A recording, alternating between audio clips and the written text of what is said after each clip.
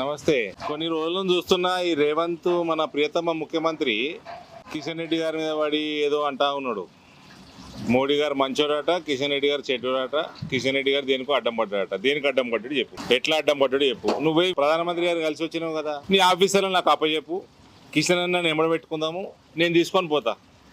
ఏ ప్రాజెక్ట్కి ఎట్లా అడ్డం పడ్డాడో చూస్తా.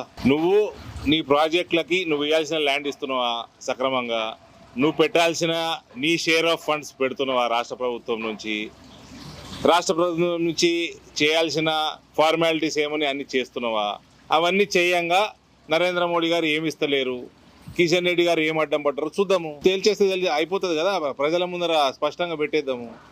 ఊరికే సొలు పురాణం ఎందుకండి రేవంత్ రెడ్డి గారు.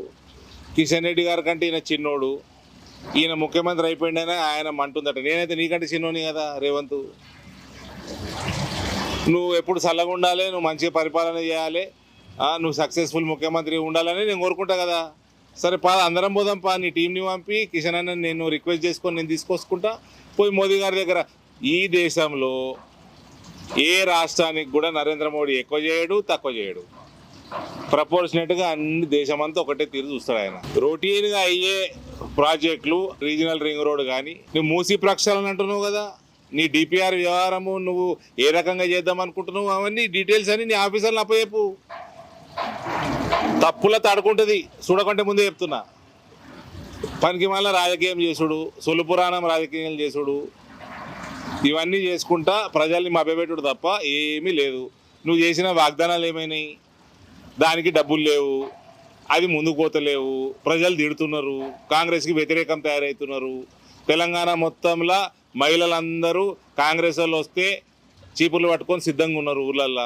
పెన్షన్ ఇవ్వకపోతేవి, పెంచకపోతేవి, 2,500 ఇవ్వకపోతేవి, తులం బంగారం ఇవ్వకపోతేవి, రైతులకు ఇవ్వకపోతేవి, నిరుద్యోగులకు ఇవ్వకపోతేవి, ఎన్ఆర్ఐలకు ఇవ్వకపోతేవి.